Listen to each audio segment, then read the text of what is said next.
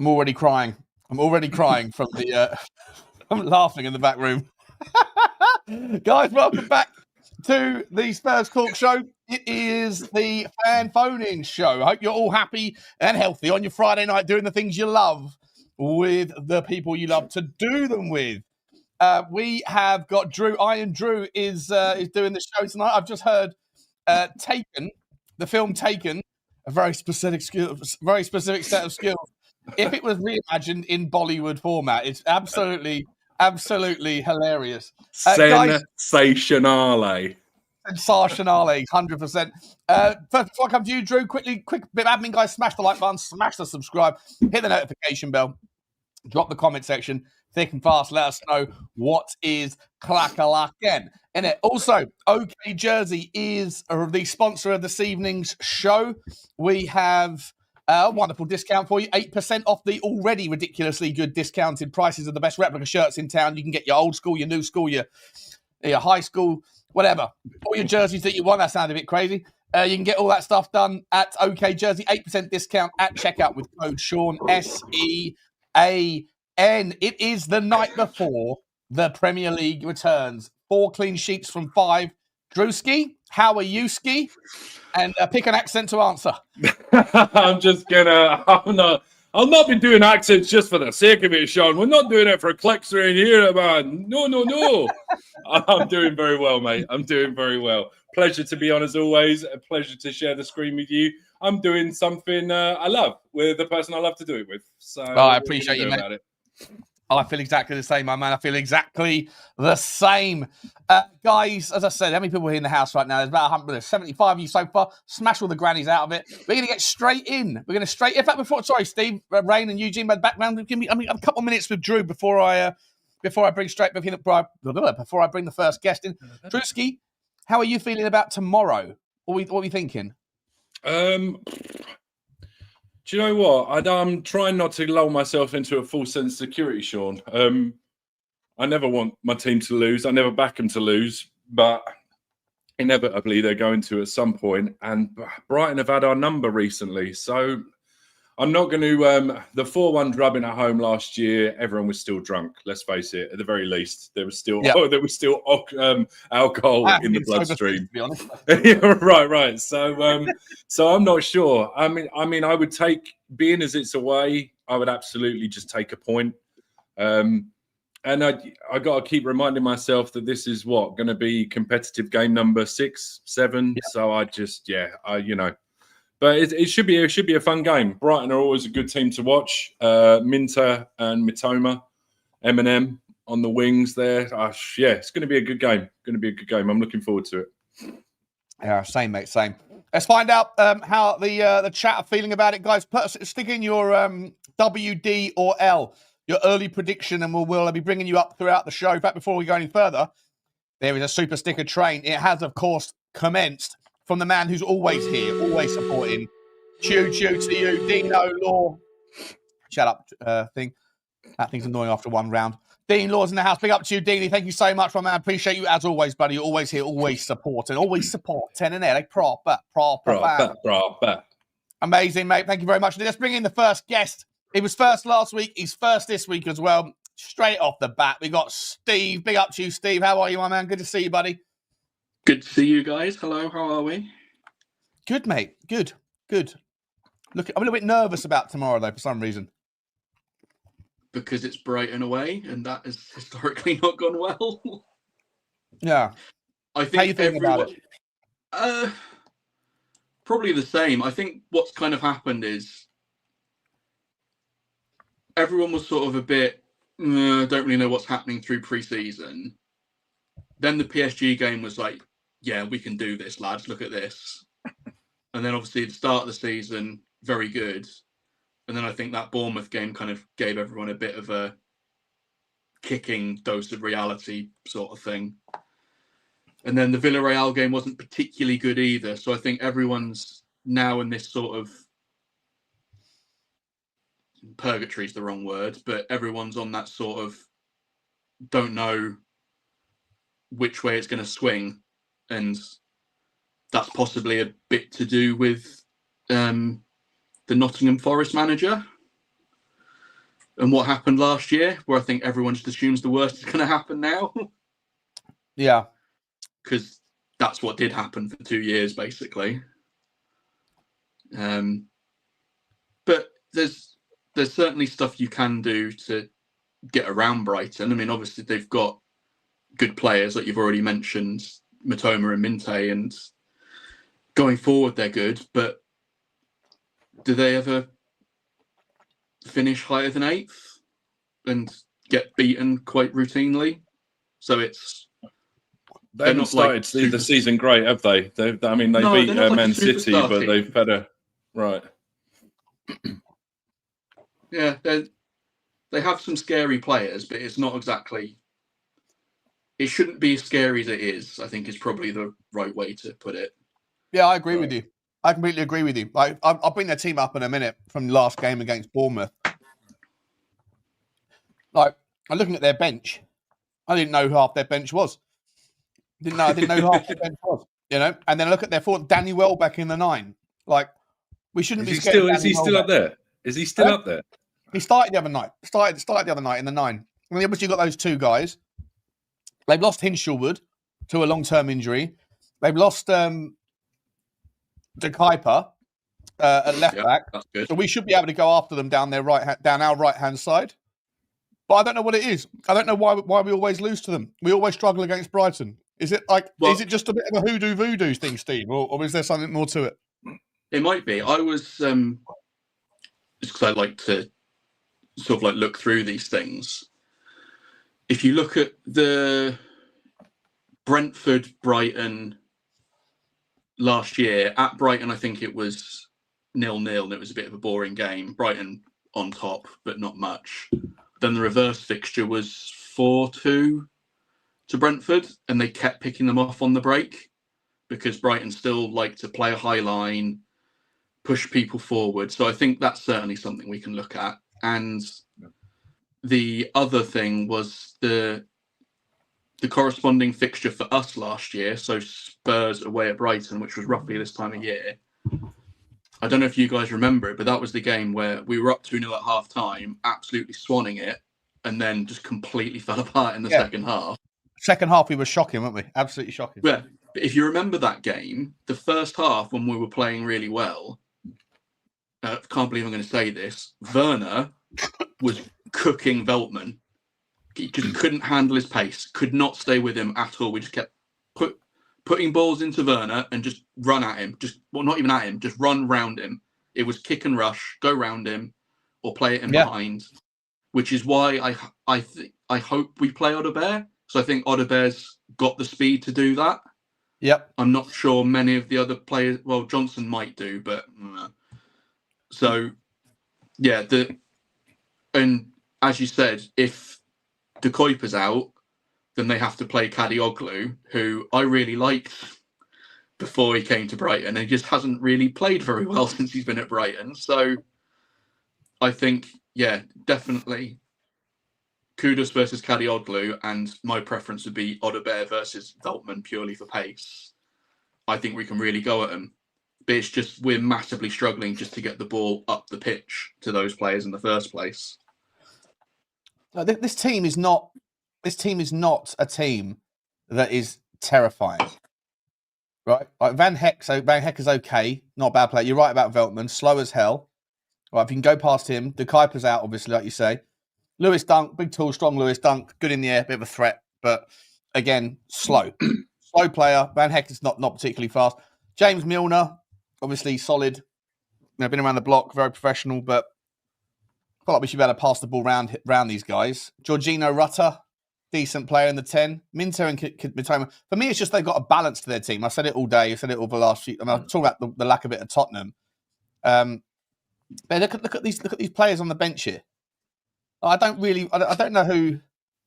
I mean, is that Olivier Buscaglia? Is that the guy that was on a free transfer? Was that a free? He was a free agent, wasn't he, at the end of last year? Yeah, from PSV. Yeah, PSV. Yeah. Good ball player, but can't run. Yeah, Diego Coppola. I mean, look, they're not exactly like household names, are they? Like, I don't know why everybody. I can't really find too many people that are putting us down as a victory on all the different channels I've been on. Steve, and drilled to you as well. I don't know what it is. I think everyone's just got like PTSD against Brighton for some reason. It wouldn't surprise me. Like I say, I mean, we really got turned over that 4-1 and then the 3-2 when we were 2-0 up. I mean, it was just an embarrassment. I mean, I've still got that scarred on my brain where I can remember sitting there just screaming at Ange to change something. And then we got afterwards, oh, no, I left them out there to, you know, because they're the ones that have got them to get themselves out the shit. And I was just like, come on, man. So, yeah, I don't know, really. And wasn't Brighton the 3-0 when Lloris broke his arm as well? Yeah. Broke his elbow, dislocated his elbow or something, Yeah, it's just. But then, like I said, you know, we've just been touching on it, and we looked at just looking at it now. I mean, they managed to beat Man City 2-1, but then Man City still aren't tickling. They're not the Man City of old. But yeah, I mean, they're beaten by Bournemouth. They beat Oxford 6-0, but I mean, who doesn't beat Oxford 6-0? They've lost to Everton already this season. I don't know, man. You know, I think they're there for the taking this time round. But then we've got our lot. No, I think Estepinian moved, didn't he? Yeah, I thought he did as well. When did that? So what? This must have been the last game. You know, when was this the game then? This must have been the last game of. Oh, hang on a minute. I'm in the wrong year. Oh, it was 24. November 2024. Doing it. I was thinking what was going on there. Oh, look, let's go That'll back here. do it. Let's get more up here. There was Evan Ferguson was still playing. That's the 2-1 I'm looking for. There we go. That's better. I knew it didn't make sense. There you go. They just shredded City on the break in the second half, didn't they? If you watch that game, it's what we've done to City for the past however many years. Which is, I mean, Belieber's obviously trouble. Is Belieber fit? I believe he is. Very good. Very good. You never know what they're going to play, though. They're very much like the Pep City teams, where it's like it could be the midfield three could be any one of like 5 or 6 players. It's like sometimes Belieber plays and then he doesn't play the next game, and then one day it'll be Milner and then not Milner. Or what's that young Milner as well. 40-year-old Milner. Come on, what are we doing? We can't get beaten by this lot. We can't get beaten by this lot. I'll tell you the one thing though, the coach gives me. You ever seen that movie, The Accountant, with Ben Affleck? Yeah. Their coach gives me his vibes. I think he sits in a room at 3:00 in the morning with a strobe light on, rubbing a baseball bat up and down his shin, listening to like slash metal. Have you seen his sleeves up and down his eye? He looks like he'd go at somebody. He really does. Yeah, I think so. Right. I mean, he's obviously a great tactician, but he looks like he'd take your head off as well. Bit like De Zerbi then. Be like De Zerbi. You wouldn't want to get in a fight with De Zerbi. He'd fight dirty. No, but De Zerbi was very... De Zerbi, you knew. De Zerbi, you took one look at him, you're like, nah, I'm not fucking with this guy. But, what's his name? He looks fine until he takes the top off. And then, like I say, you see all the tattoos and everything. Like, because he's got sleeves for days. And I think they're doing something like that. When she met me, you looked fine. I took my top off and she went, oh, God. Even for me, this is a stretch. He's a sleeper. Got turned down by a brass.com. Oh, brilliant. Not a good look. Not a good look. Yeah. Well, what do you think about the game on Tuesday, Steve? Were you happy with the performance, mate? Since the last time we spoke, we've obviously, I think it was the last time was just after Bournemouth, was it, or just before Bournemouth? Before, I think. Well, if you go through the games, Bournemouth was really disappointing because I think I was on here saying that like the best buy that we made during the transfer window was Frank because of what he can do, and then he went and did completely the wrong thing against Bournemouth. So but he let us all down that day, didn't he? He let us all down that day. But at least afterwards, he just came out and said, "Yeah, we've watched it back. That was shit. My bad. We did it wrong. We'll learn from it for next time." And I think you've seen so far that he does actually. They learn from things and they change things. So. Yeah. Fingers crossed that doesn't happen again. And I'd just say for that game specifically, Bournemouth are probably one of, if not the best pressing team in Europe, and they just screwed us to the wall.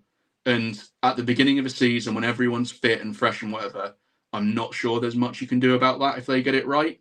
Like, you have to be bastard to play around it, essentially, and we're not that. So there's stuff that he could have done to be better, but you live and learn. So hopefully that gets better. And Villarreal was... I never felt like we're in trouble. It was just boring. Like, it was a super boring game, wasn't it? Yeah, there was a 3-0 West Ham win between those games, though. Come on, boys, let's go. Oh, yeah. Sorry, I forgot. I forgot about that. Well, that was pretty boring. That was also pretty. That also wasn't a great game, though. Well, we're not very good going forward. First half was a bit of a damn squib. Yeah, that's true. Yeah, it has as Sean's been saying, they've clearly spent a lot of their time working on defending and out of possession and pressing and defending the box and basically getting to a point where we're going to be really hard to beat and just super annoying. But they haven't got to the, like, necessarily how we're going to score loads of goals. It's more of a let Kudus and whoever else is up there kind of sort it out sort of job. But you can see where they try and do phases of play. What's confused me slightly is from Brentford, a lot of Brentford last year and through a lot of pre-season, we were playing 4-2-3-1. And it was very definitely in the midfield, 2 sitting midfielders with someone running around in front of them. And in the past few games, that has changed into 1 sitting player and the 2 eights just run off and go up the field, which is why against Villarreal, I think we struggled so much because there was no one for Romero to pass to. The midfield just disappears. And if someone's marking Bentancur or Palhinha, whoever's there, then there's nothing to do. And that's why we kept giving the ball away, because Romero's having to play like hero passes through 2 lines of pressure. And it doesn't get there. And when it doesn't get there, we're in trouble because they're just breaking on us. So there's another team with a supreme press though as well, and they've been well drilled for about the better part, probably 18 months, 2 years with that press. And it's just, I mean, you touched on Bournemouth having a really good press, but Villarreal's another one, and it was a little bit obscure as well. They've got really strange trigger points as to when they actually go and who goes. It's really weird. It was actually a horrible watch. Yeah, they were a pain. I think it was more of a, like, if it's just like the centre backs or the goalie are stood on the ball and they're happy to let you have it, and we'll just sit here in our bank of 4-4-2 and you can't play in the middle. And if you do play in the middle, we're going to jump on you, which is why we end up just going around the outside all the time.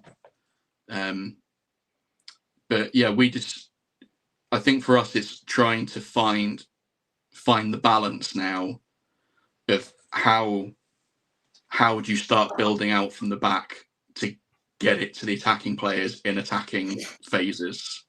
Like between now and Jack, for me, I think we have to get a better left winger in the because I can't see, I can't watch Xavi be wasted on the left wing doing something that cuts inside. He's wasted out there because he doesn't have someone that comes up and behind. Thomas Frank has clearly picked Jed Spence as his left wing favourite, in my opinion. I know it's only early days, but I don't think there'll be the kind of the equal rotation that they could be between those 3. I think he's got his 2, Porro and Spence, and Udogie at the moment is fighting for scraps. And I hope that will change because I really rate Destiny Udogie. But in the intermittent injured, though, Sean. What's that? Injured.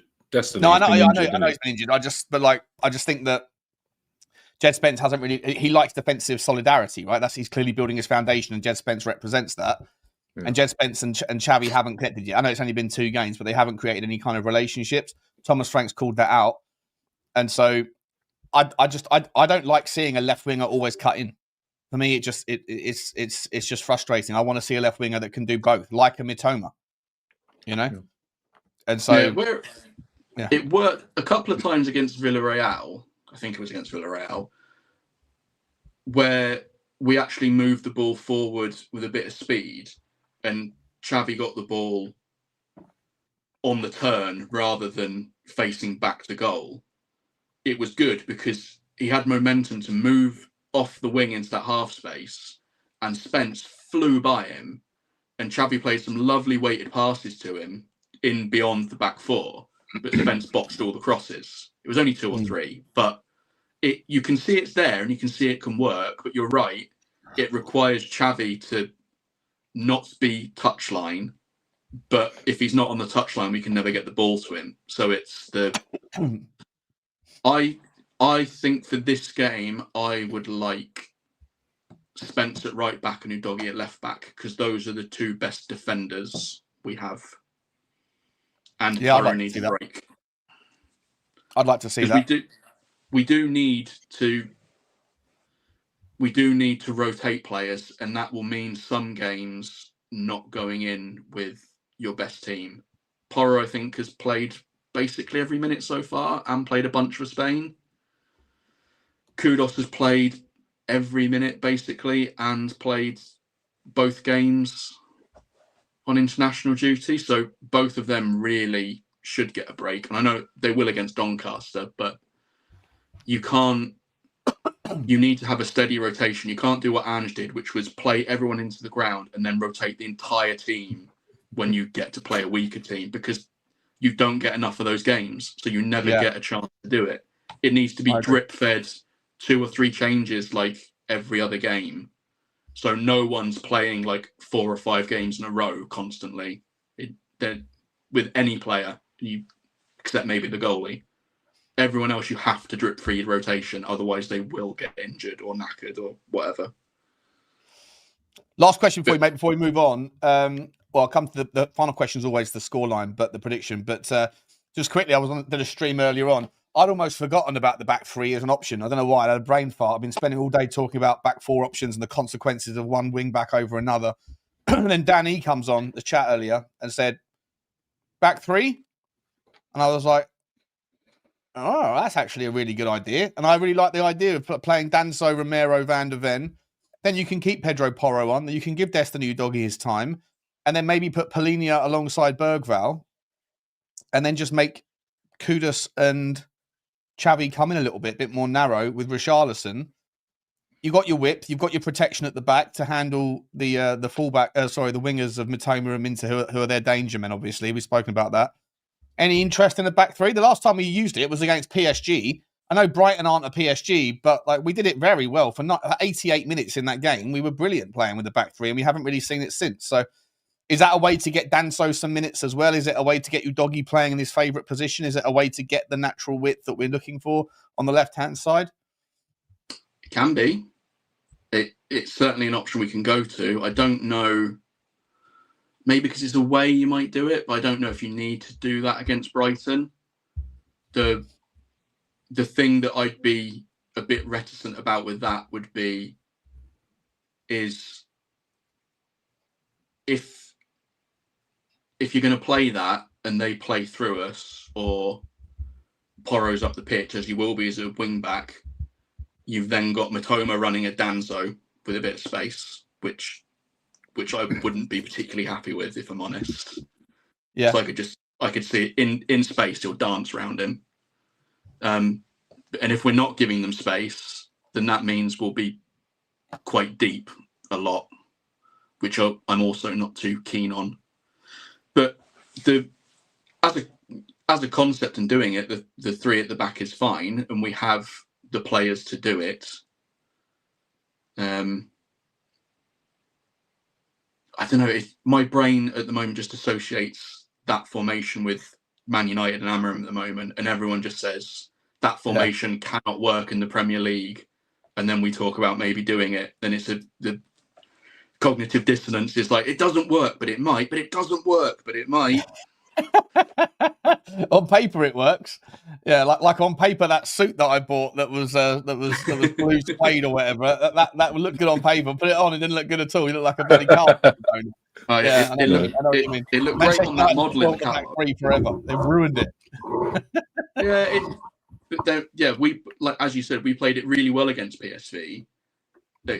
Apart from there was the I think it must have been in the first half, but obviously we were doing it. You don't have to play super deep. You can be super aggressive with it, which we were, man to man, all the way up the pitch. But if you remember, there was 2 or 3 times in that game where they got through the press and it was Barcola on Danzo, and that did not go well on any of those occasions.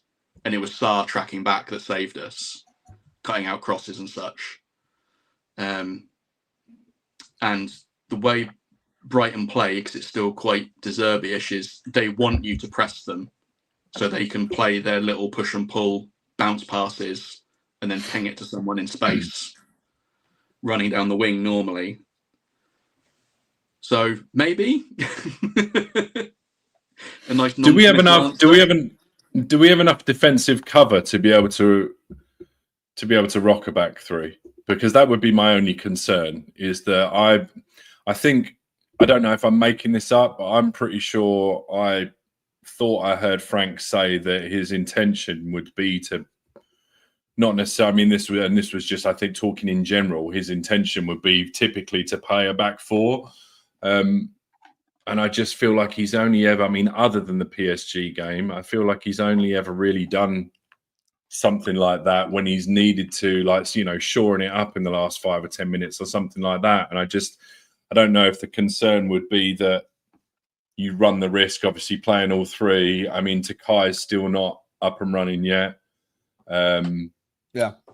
You've got obviously Danzo, but Dragusin hasn't even touched a blade of grass yet. So really, he's back training. He's back training, but I don't know how far he is from actually sort of, you know, really kicking a ball yet. And then you got Ben Davies. So it just makes my skin crawl a little bit, thinking that if, you know, we get 1 or 2 injuries to the back line, you end up with Davies and a makeshift, you know, Archie Gray again or something like that. So that would be my only concern. You're right. We can't permanently play a back three. You can do it for certain games, but we don't, like you say, we don't have enough to do it all the time. Because something maybe that will option will be, though, maybe when Kota Takai gets back and Radu Dragusin's also back, then maybe you'll see it employed more because there's more option to do it and not have to change your formation halfway through if you get an injury to someone. Yeah, then with Davis, we've got 6 centre-backs. But we know... And you kind of have to play it occasionally just to get everyone happy. Right. Yeah, but with that, though, you know Davis has limitations as much as we love him. You know Dragusin has limitations. And Takai we haven't seen yet. I really like the look of him, but we haven't seen him in the Premier League yet, so... Yeah, who knows? I don't even count part of the squad yet. We shall see. Steve, what's your scoreline for tomorrow night, mate, or tomorrow afternoon? Oh, let's like Villarreal, Spawny 1-0. We'll just stink it out. Park the bus, stink it out, smash and grab, run away. It's a terrible fixture for us. Yeah, nice. Pipe those seagulls down.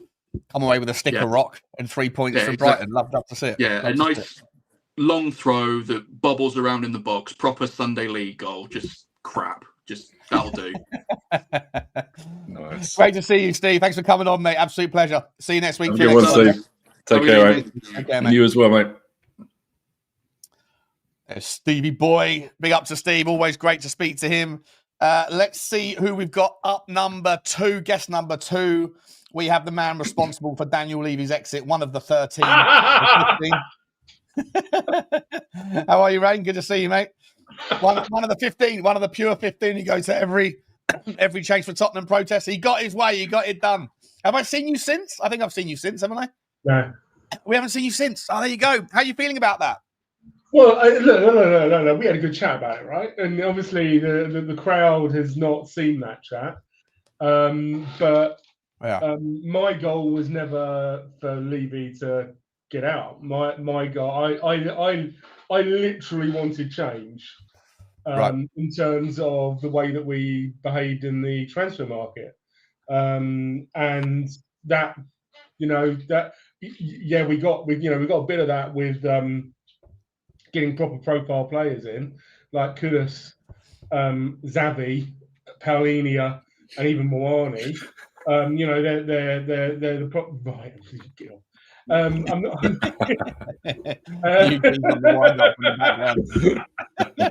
I'm not liking the fact that you can follow me. He can go to every comment I'm going to say. Yeah. So we got the this summer we got the right profile of players in, right? Over 22, good, at least over 22, good experience in top flight leagues. So we've got, so they've already got the minutes under their belt, so that they can actually get in the team and do something. That we're not spinning them up whilst they're in our first team and playing in the Champions League, etc. The only disappointment is, well, the big disappointment is we spent 30 million on Tel, which actually is something that I'd like to talk about. I loved the discussion on Spurs 5. Absolutely loved it. It was right up my street. Which one? The one about not us not developing youth. Oh yeah. Okay.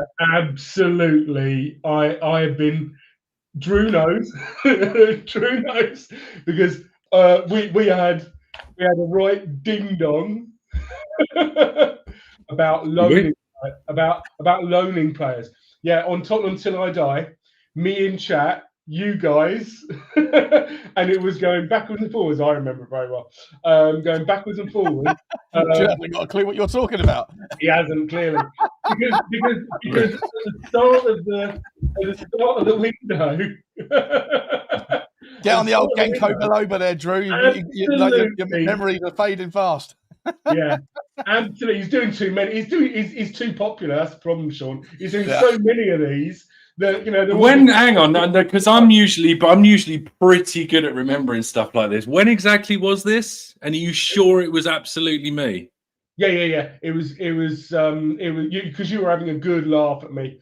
And I was going. I'll give you one phrase. Laughing at you sounds familiar. Yeah, absolutely. Yeah, I'll give you one phrase that made you wet yourself. Right? That made you wet yourself. I said you're 100% right, and you're also 100% wrong. Do you remember me saying that? I do. Yeah. No, I do remember. I do remember. Yeah. Because at the start of the transfer window, everyone was saying we need to loan out all these players. We need to loan everybody. We need to loan them out. They need men's minutes. And I was like, they're not men. They're not ready. And we've sent these kids out. People forget what a difference there is between an 18-year-old who's spotty and doesn't shave and a 21 to 22-year-old, who's come into his body. It's a massive difference. And people are like, send them out, and it's like, it's like you're sending them into the trenches, and it's just I just think it's madness. I just don't see it right. I think not all, like, I hear what your point is, that like not all 21-year-olds are men, if you like, or not, not up to the physicals. But then others are, right? There's other players that are smashing it. Like Liverpool have got a player that's 16 on the left wing who looks like he's pretty dangerous, very talented. Obviously, you got Max Dowman or whatever his name is, that's like 15 years old, and he's not exactly a strong frame guy. And then you look at Tottenham, and you've got Berghvall that put his time in the gym, and he's a big unit now. Did you see Berghvall in the post-game interview with? I mean, I don't know if those two people at Tottenham, the interviewers are like, one of them must be about 5'4", because I'm sure Berghvall's only 6'1", but he looked like he was 2 foot taller than him. Yeah, he's massive guy. So I think age is kind of, to my point, my take on it would be age is irrelevant, but obviously your physicality is a factor. So if you're big enough, like Wayne Rooney was an absolute unit at 17, right? He was a big, strong, stocky outlier. Yeah, of course, yeah. Exceptions to the rule, 100%. I hear you about that. But I'm just saying, like, I take your point, but I don't think, because there's some 24, 25-year-olds like Brian Hill that were never going to be physical enough. So it's not like age doesn't dictate your strength. I guess Luka it's an Viscovic indicator of it. But Luka Viscovic is what, 18? He's a mountain, isn't he? But my point is, Drew, he's still got to grow into his body, right? Steven Gerrard, I always go back to Steven Gerrard. Steven Gerrard was like 6 foot at 18, but it took him 3 or 4 years to really grow into his. He had so many injuries and stuff. He had to grow into his body. It happens so much with us. But so we've sent these. So I love that conversation on the Spurs 5 because I don't agree with everything that Stel says, but he's right. We don't bring players through, and this I'm a data guy, right? And this notion, this thing that gets thrown out, maybe none of them are good enough. No. I'm sorry, but you can't go 10 years. We throw all of our money at the academy, and we produce and I don't really, like you said, Sean. We don't need to produce worldies every single season, right? We don't need to produce a Harry Kane every 1 or 5 years. One or two players that break through every 5 years, and that's a good enough return. If you can sell 6 or 7 and the rest can just disappear, that still facilitates the process. The costs of it are all recycled, and then you get a couple of breakthroughs. That's it. And we're not producing those 6 or 7. No, we're not producing. We're in the last 10 years, we've produced Harry Winks 10 million, Skip 20 million, and that's good money. I think we got was it 8 million for Cameron Carter's Vickers as well? Went to Celtic. So people forget about him, but he's actually a success story from the youth system, right? Yeah. I mean, even you could even go with Troy Parrott. We got 4 for him, but people forget. There you go. Eugene said it. Even then, I think we paid like $1 million for him. And then when you, with your overheads and the operating costs, soon gets sucked up. Yeah. When you say produce, at what level are you expecting all these kids to get to? 5 to 15 million. That's it. That's all we need. Every 1 or 2 years, we need to produce a Harry Winks who's going to get 5 to 15 million. And you know what? Just that ticks it over. That also gives the academy players who we want to attract. I think that's actually a massively important point, Rain. I think that when you look at people talk about like Club Brugge, right? Bruges. I mean, they are people are sleep. I think someone said it in Football Inc chat earlier today. A guy called Foxy, a Newcastle fan. Like people are sleeping on the Belgium league. They both teams. Union St. Gauloise did brilliantly this week, and as did obviously Club Brugge, right? Beating Monaco. But everybody who's a good talent in Belgium goes there to Bruges. Everybody who's a good talent in Holland goes to Ajax, or most people, or maybe PSV a couple occasionally. But most of the time, the best players are going to go there because they obviously have a history of developing good talent, and obviously they're one of the best teams. If you're a player in London, and remember when you're 13, 14, 15 years old and you probably maybe about to make it and your parents are like excited about maybe our son's going to be a Premiership footballer, it's still a hard ask for them to leave the country and go and join a different team, right? Because the parents have got to go with them, give up their job, their career, all that stuff. But in London, they probably don't even want to leave London. They probably would rather stay in London because their families, their parents have got jobs or whatever careers. But in London, you've got the choice of going to Arsenal, Tottenham, Palace, Charlton, Millwall, Leighton Orient. You've got all of the picks. And of course, you've got Chelsea, who have got a fantastic conveyor belt of people that are either being bought, coming and going out on loan, or coming through, going out on loan, and then getting sold. Going out in the north, you've got other teams. What's their club again? I can't remember what their club is. Strasbourg. Going out. They've got a method, and that's that. To be honest, Sean, let's be brutally honest. That's what we really need. And I can't remember who said it on Spurs 5. It was probably Johnny. We need a B team. Basically, we need a B team. The way that it used to work is these youngsters used to go into the reserves, and then they used to get men's football because before a player came back into the first team after being injured, he played 3 or 4 games in the reserves. So they'd be playing against men in the reserves for their club. So they'd get trained by us, but they'd get men's football. That's how, like Ledley King, that's how Solskjaer, that's how they got progressed. That's how Rooney was progressed. That's the type of football that he was playing, and that's why he stood out. So I just, going back to I was at all the process. I'm hoping that we are going to start getting validating these sorts of things. Yeah, we're going listen, I'd love to see us get a multi-club ownership thing going on. The fact that Liverpool have just bought Getafe, the fact that Burnley have just bought Espanyol, the fact that Chelsea are doing what they're doing, they're turning two-team multi-club ownership models. All of a sudden, it works again. Yeah. Before, MCOs required 5-6 teams to be plugged in for the benefits to start to yield the fruits. But now it's not. Now you can just get one and do it well, and you can benefit from it in a brilliant way, like Chelsea have. I'd love Tottenham to get back on that zone. Go and get a team in Belgium. Go and get one of the shitty teams in Belgium that are at the bottom end of that the Belgium league, because it is a brilliant standard. It is a wonderful league, and they're cheap teams. You could probably pick one up for like 25 million quid. Or Denmark. Do you know what I mean? Denmark, exactly. Something like that. Yeah, why not? Just go and Daniel Levy said he didn't want to do it, didn't he? Daniel Levy was asked about it in the Gary Neville interview, and he said he thinks it's not really a model that's sustainable. But he's now gone, Rain. That's clearly why. Yeah. Do you think that?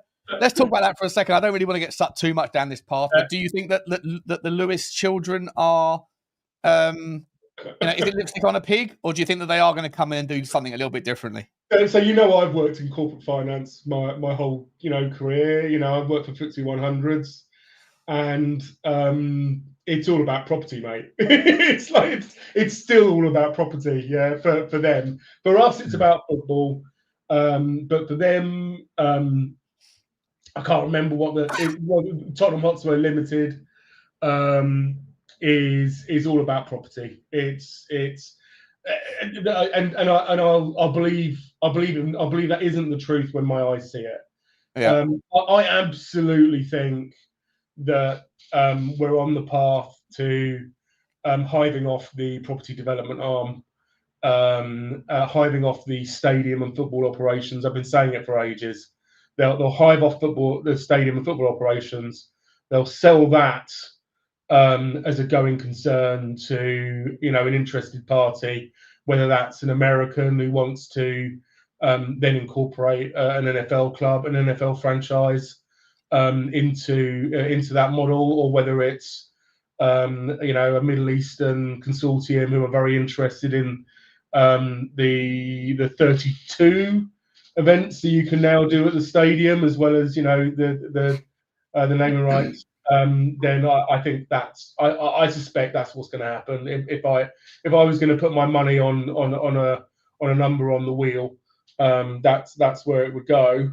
Because I cannot see ENIC, which is the English National Investment Company, right? It was all about. Yeah, exactly. You know what I mean? It's all about property. It's the oldest game in the world. My local non-league club, which I used to go to age 7. I used to nip under the turnstile rather than paying the quid and go and play football on the grass mound on the back. That's now a housing estate. Yeah, you know what I mean? It's that is what it is. So that's where I can see that going. And I reckon Levy took them as I reckon it was all good. It's all good. All of this faux drama. I think they're all fine. You know what I mean? I think it's just that they could well be, mate. They could well be. Like when I'm sitting there and I put out my conspiracy theories, I said this 1,000 times. I was like, you could make a very strong argument if you wanted to that suggested that nothing's fine, like they're not happy, right? That he's been sidelined, he's been sandbagged, he's been thrown under the bus and all that stuff. Or you could make an entirely strong argument that everything is absolutely fine and reasonable and there's absolutely nothing to see here. It's a nothing burger. It's just he's had enough. Let him walk away, focus on the property, hand it over. He doesn't want the stress of the day-to-day stuff anymore. Like both of those arguments, I think, are both just as strong as each other. And they did better succession planning for the transition for the board than they generally do for our footballers. Because let's face it, we're still trying to replace Harry Kane we're still with an effective 9, right? Yeah. And I don't watch a lot of other clubs, but I watched Bayern versus Chelsea. My God, that guy can still play football. You have him back in January if you could get him.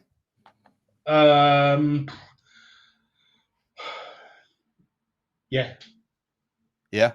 Yeah. Hey, I saw Johnny earlier say no, he's going to block. I'd have him back. I'd have a 3-year-old Harry Kane back. He can play for another 3 years, easy. Yeah, and he relies on his pace, is he? He looks as good now as he's ever done, to be honest. Yeah, but we're not gonna, because we've got Solanke on a long-term contract. I don't know how long Richie's got left. I was watching your walkabout. By the way, I used to work in Addleston. Well, that walkabout, by the way, Sean. What is that new camera? Yeah, do you know what? It's the first time I've ever. Mate, the first time I've ever seen a camera get further away from a person and the person look bigger. Like, what are we doing? What is going on? Fucking hell. A little bit queasy, a little bit like. Whoa. I have no idea, because I'm used to using the camera that I'm using now for this, and obviously it's just a gimbaled camera, so it just takes out the wobble or whatever, and so I just literally no editing, I just download. But if I have to edit, I know what I'm doing, just slice and all that stuff. This Insta 360. It's the most complex bloody thing I've ever seen in my entire life. I thought you could push a button and it would track the face or whatever, and then if you wanted to, you just spin it round and show a little bit here and there. No. Like some of the editing. That, by the way, what I put out there, that still took me an hour to edit. And I was like, you know what, that's as good as I'm going to get it for today. I'm going to put this one out. It's horrendous. I need to figure out how to use it. But what I really want to talk about was that tracky top. I thought that tracky top quality, mate. That tracky top is quality. Oh no, yeah, it cost 30 quid on Amazon. 30 quid. Yeah. And it came in my size as well. So I was like, now we're talking. Now that was proper. Proper. And by the way, sorry, I short-circuited for some of that conversation because you were mentioning the loan players, and I had to go for a deep dive and do some Googling, and I thoroughly disagree that we don't bring up players. Go on, I completely disagree. Go on, make the argument. Alfie Dorrington, Tyrese Hall, Damola Ajayi, Will Lancashire, Matthew Craig, George Abbott, Dane Scarlett, Jamie Donnelly, Luka Viskovic, Alfie Devine, Ashley Phillips. They're all still at Tottenham. We're talking about players. We haven't realised any of those players. We haven't realised players that we sold from the youth, that came through the youth and that we sold for money. Oh, that we've these are players that we've actually had to have sold to make money. Is it? That's the argument. Yeah. All right. The point is, we spend a lot of money on the academy. We spend a lot of effort on it, and we get very little return. But look at the unrealised gains, boys. Look at the unrealised gains that I've just reeled off there. If you were to sell Tyrese Hall right now, how much are you getting for him? 400k, maybe. If you were selling Will Lancashire right now, how much do you get for? How much do we get for Will Lancashire? Oh, you're getting 4 or 5 million for him. Lancashire. I doubt we'd get our money back. We paid 1.5. I doubt we'd get our money back. I'm not having it. We get more than your money back. What are we talking about? How much did we pay for Will Lancashire? 1.5. You reckon we're getting? I'd say you're getting about your money back. What's he done? I mean, 1.5. I rate Will Lancashire. I'd like to see him because I think he's got a habit of being in the right place at the right time. And I think he's actually started all right at Oxford, hasn't he? He scored a couple of goals, right? 3 out of 5 games. He had 3 out of 4. Now he's got 3 out of 5. He's playing. He's the only player who's getting good time out there because he is a proper 9. He is a 999 and 9 emergency. All I'll say, you've got to kiss some frogs before you get your prince. That's all I'll say. All right. Just quickly, Tottenham are currently playing against Leicester. There we go. In the under 21s. I think we're 6-3 up. I'm pretty sure there's been a hat trick for that Williams Barnett guy again, Luca Williams Barnett. I think he scored 3, maybe even 4 of the 6. 100 so million. Another player, but what is he? He's 16, 17? 16, is he? 16. Yeah. But this is the point you were making, Rain, and I 100% subscribe to it. How many players have we had that have scored 25 goals in their final year of playing in the under 21s? Or done something magical and then come up and then been nowhere near ready. Like the under 21 is worse than League Two, isn't it? And it just doesn't make mathematical sense. You've got that many players who are reaching that kind of level. You'd expect more. And I'm not saying to be Harry Kane's. You'd expect us to be getting more £5 to £15 million players, and we're not. It's broken between our under 21s, and I make it right. We bought Tel, and I think we're going to break Tel. I don't think Tel is now going to get the minutes that he needs to. A lot of people think that footballers come out of the womb like a perfect footballer, like a Rooney, right? He came out of the womb and he was already doing keepy uppies and hitting the ball in from 30 yards. Do you know what I mean? Yeah. But they don't. They need to be developed, and so many of them do the big step between 20 and 22. So many of them, like Harry Kane. Beckham was all right. He then went to Preston. Had a great loan at Preston. Came back into the Man United team at 22. Kicked on. It is broken, and us buying Tel. I think we're going to break him. I don't think he's going to get the minutes. I think there's a high risk that he's going to be another Brian Hill, where we're going to buy. When we bought Brian Hill, I've got a mate who's a season ticket holder at Real Madrid, and he was sending me clips. He's like, "You have bought the next." He was like, "This guy is amazing," and we ruined him. We absolutely ruined him. And I think we're going to do that to Tel. I don't think we're going to do it. I think there's a good risk that we might do it to Archie Gray as well. I think we bought him too young to play for a Premier League. You see Archie Gray's. You see Thomas Frank's comments about Archie Gray earlier. Praised him, full of praise. Like, he was fantastic against Newcastle. He's a wonderful player. I really, really like him. All this blowing smoke up his arse, and then he went. But unfortunately, we can only put 11 players on the pitch at any one time, which is another way of saying. I've got to blow smoke up your ass because there's no benefit in me saying he's not ready. I'm not going to kill him, but he ain't getting anywhere near our first team right now because there's 5 players on the bench that are ahead of him. And that's the problem with thinking of players who are 18 to 21 as men. And that's the problem with sending them out on loan, is because, if you've got a 19-year-old who's on loan, and we all forget, we come from a place of privilege, right? We're Tottenham Hotspur fans. And if, when Ange got sacked, it was made for life. He doesn't have to work again. Do you know what I mean?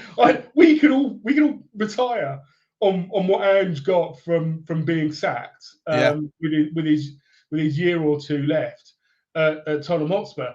But a manager who's in League One or League Two, right? He's like a lot of us. He's living on 1, 3, 12 months worth of liquidity. Yeah, and if he gets it wrong, he's got problems. Do you know what I mean? He might be like that the ref who's now doing Deliveroo because he was caught, with white stuff or whatever it was. He's doing a lot less than that now, mate. He's doing a lot worse now, mate. That guy's going to prison for 10 years. Okay, all right, okay. So are they going to play this 19-year-old kid who's on loan? They don't from that guy, or are they going to play a 24-year-old jobbing, left winger or centre back who's been around the block, who's seen a bit, and knows how to put their foot in? He's going to go risk averse. Is exactly what he's going to do. So what's the solution then? If our best players can't play, if Mikey Moore can't get into the Rangers team, if Jamie Donnelly can't get into the team he's at, the guys at Stoke can't get in, the guys at Plymouth can't get in, and we haven't got Copenhagen as a loan club, right? Yeah. We don't have that. It's keep them in the under 21s, loan them out when they're 20 to 21, and hope that they get good minutes. The under 21s is worse than all of that. The under 21s is like the equivalent of League 4. Yeah, but at least then they're training with us, right? They're actually playing football, right? I'd send them out. Who's done well, right? Alfie Devine did well in Westerlo. It worked for Vuskovic. It worked for Troy Parrott. I'd send them out to Central Europe. I don't disagree. As long as you get a good relationship with them, right? Yeah. But at age 20 to 21, like Scarlett, and I think Craig is another one, right? I think Craig is now 22, but he's still with us. They need to be in the first team squad, and they need to play minutes, and we need to see whether they're going to sink or swim. If they sink, they're gone. If they swim, you never know. Some of them might actually rise to the top. They might actually what's it? They might rise. There's a reason why you have the phrase, you rise to the occasion. Some, and it happens more with kids than with adults. Yeah. Sometimes players they just click, and it's just like, whoa. That's what happened with Harry Kane, right? It just clicked. Like, whoa, where'd this come from? And then they kick on. You see it with Scarlett. Scarlett's just, Where is he now? He's still at Tottenham, isn't he? He was on the bench, mate. He was on the bench. He's not playing tonight in the under-21s. He's on the bench against Villarreal. He's on the bench, but that's because I think you have 11 spots on the bench or something crazy for the Champions League. But he's never going to play for Tottenham unless there's massive injury crisis. He's not playing in the under-21s. Like, what are we doing with this kid? Just get rid of him. Just $500,000. What are you saying, Drew? Sell him? Sell. What's his name? What's his name?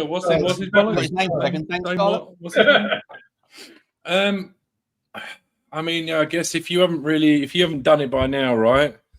I'm just pulling up his stats because I want to know how old he is. How old is he? Like 23, 24 now? He's 21. 21. Is he only 21? Yeah, he's been around. He's been around for about 5 years, hasn't he? Been around the block. Been around more than Bonnie Blue, hasn't he? Jesus. I mean, last season he came on and he actually did some good stuff last season in his little cameos. But that is what it is, and it's broken. Mate, I'm not being funny, right? He's a forward. Played 9 times for us. He's played 34 times for Portsmouth, 12 times for Ipswich, 20 times for Oxford. The kid's only scored 8 goals. Go and have a look at Harry Kane's loans. Go and have a look at Harry Kane's loans. Go and have a look at Harry Kane's loans. It's not. This is the broken way that we look at things. Yeah, Harry Kane wasn't great either, was he? To be honest. No, that's fair. That's fair. It's broken. The way that we look at loans, the way we look at youth development is broken. Basically, Stel was right. We should just ignore absolutely everything until they get into the first team in the Premier League and see if they can make it. Ignore what they do in League One. Ignore what they do in League Two. I mean, look at Donnelly. Donnelly absolutely smashed League One, and he can't get a game now in the Championship. And he's one of those guys that you look at and say, just give him a chance. Yeah. And he will play him centrally. He'd play him in that 10. He's got that magic about him. Just let him have a chance. He's one of those guys that the more you play him, then he'll become central to it. But we're only 4 or 5 games into the season, so they have to learn the system. They have to acclimate to the area wherever they are. I know Donny's going to be a great player, and I genuinely think he could come back and play for Tottenham. I think he's going to be a very, very, very, very good player. I think he's too good, but unfortunately, he doesn't have that physical, that pace. And a lot of teams just look, if you haven't got pace, then you better be extraordinary at everything else. And if you're not extraordinary at everything else and you haven't had a chance to prove it, then you won't get a chance to prove it. So Adam Scott's a good example of that, right? Hasn't got a lot of pace, good on the ball. He's very much a Donnelly player. We should be getting Donnelly should minimum be a £5 to £15 million sale over the next few years. Will he be? All of Spurs history says no, he's not going to be. We're going to let him go on a free, age 22, 23, because we can't sell him. I just wanted to say, everybody's talking about Xavi in the 10. Yeah. So really interesting conversation earlier with Dan, you were having with Dan, and everyone's talking about partnerships, and it's absolutely right. Football is about, you've got no Beckham without Gary Neville behind him, right? And Gary Neville was never the best right back, but all of a sudden, he's international material. Why? Because he's good at building relationships. I would love to see Xavi in the 10, but I think there's a good reason, right? If you remember, if you look at going to the transfer market, and you see, did he play 10? Did he play left wing? And it says about half-half. There's a good reason for that. And everyone's going, oh, well, then he can play in both. Actually, it's because he likes playing in the middle of the 10 and left wing. He loves playing inside left. He loves picking up. Let him play in the 10 and let him drift to the left then. Yeah, exactly. And the problem is that we've got this, and I was saying this on Dave's fan call in earlier in the week with Jack. We're broken on both sides at the moment. We've got Porro and Kudus who both want to stay wide on the right hand side, and on the left hand side we've got Spence and Xavi who both want to come inside, who both want to invert. And actually, I can't remember. Was it against Villarreal? I don't remember if it was against Villarreal or West Ham. I saw Porro come in and like go into the inverted right backs spot like he would have done last year or the year before Ange decided that that's not the way we should play football, mate. And he like, and you could see him. He got about halfway there, and then he had a little look around. He was like, "Oh, I'm not supposed to be here," and he went back out wide to a proper, right wing back slot. I think for me, the answer is not Xavi. And the other problem is everybody's going, we need Xavi in the 10. But what they're ignoring is that Berghvall is performing at the moment because just like Bissouma in those first 10 games of Ange's tenure, he's got somebody doing a lot of running for him. Sarr's doing a lot of running for Berghvall. Berghvall does a lot of running for himself, though, mate. He overruns. He runs too much. We've got two people. I think generally speaking, I think you need one of Berghvall or Sarr. I think that they are both like sometimes they're brilliant energy, brilliant engine, brilliant like for different reasons, ability to like intercept and interpret and read the game. And I think Berghvall's better the ball forward. I think he's better in the more advanced. But I think that they're both of them have the propensity to run around like headless chicken a little bit. And I think that they need to calm down. I think Thomas Frank has acknowledged that and said that, look, it's a wonderful headache to have to tell someone to calm down rather than to act up, like to fix up. You'd rather have someone that was doing too much than too little, and then get them to choose their battles and pick their moments more. But this is pick one or the other, and then go and get someone else to play on the left. This is my point, Sean. My point is they're both running around a lot, and they're actually complementing each other, right? Because they're running around and they're only if they're running into different spaces though. Sometimes they run into the same area and then they end up holding hands. I mean that's football, right? But they're both a bit chaotic. And the problem is if you then introduce Xavi, who's a lot more disciplined, he knows what he's doing. He's not going to be. It's like Sarr and Berghvall are like these martial artists where the arms are flying around all over the place. And Xavi's like a martial artist who's going to be like, dum, dum. Do you know what I mean? It's like, it's all precise, right? Yeah. If you introduce Xavi and Berghvall, what you're going to get is the kid who's running around all over the place, and Xavi, who's going to be like, I'm disciplined, right? Yeah. And it may not work. Whereas now we've got Berghvall and Sarr, because they're chaotic, I know it's not what we want, but they're actually kind of cancelling each other out. So there's a big risk that if you bring Xavi in, what you end up with is loads of gaps because Berghvall's not disciplined. I think for me personally, I think it's too chaotic having both players that just run around without any plan or organisation. Like you end up leaving massive holes when they both move into the same areas. I think at the moment, I think you only need one of them. I don't mind which one it is personally. Drew, I mean, do you agree? What's your stance, mate? Do you think you one or two? Why are you screwing your face up, by the way? Oh, just there's a message in the chat about our group of players too internationalised with dual citizenships, too much chaos. It was just weird. It doesn't really make much sense. It's just a bit of an odd comment. Dual you know what? Yeah, I don't know what's going on. I'm inclined to agree in terms of the slightly chaotic nature of the two kids up front, the Berghvall and Sarr. I completely agree. But I think, again, it's just one of those things that's going to come with time. I really like Berghvall in the 8. I really, there's not much hasn't already been said about the sort of lopsidedness of the squad at the moment. It's going to be interesting. I've got a feeling he might look at Randall Kolo Muani to maybe look to go out on the left, and that might help bring some balance, because I know he has played on the left before. I know he's a player that does like to come inside, and he's not naturally left-footed. But I don't know. He needs to show me that he can run for 30 seconds without blowing out his arm. That would be my worry. My worry is he doesn't look like he's fit at all. Like there's pre-season, and then there's like have a reason. And to me, like there's no reason at all why he was blowing chunks after being. He got a yellow card before he touched the ball. I don't know how the hell you do that. And then he was on the pitch for 11 minutes, and he stood still for all of it. And it was like when the ball went out of play, he was his hands on his knees going. I'm like, well, I mean, I could probably have been on the pitch and done more. I mean, he's a professional footballer, right? He doesn't look like he's fit at all. He looks like he's absolutely nowhere near fit. Listen, Rain, mate, we've got a move on, my man. But what's your score prediction for the game, buddy? I think we'll beat them 2-0. Oh, nice. All right, mate. Thanks so much for coming on, boss. And we will see you again next week. We'll do this every Friday night. I think I love doing the Friday night thing. Cheers, mate. Good one, mate. Nice one, mate. Buddy. Right. Eugene, I'll bring you in just a second, my man. Just got to do a couple of super chiddly chitwats.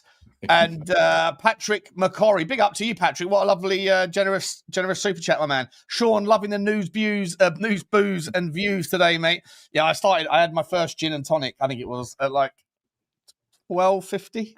But that was all I had.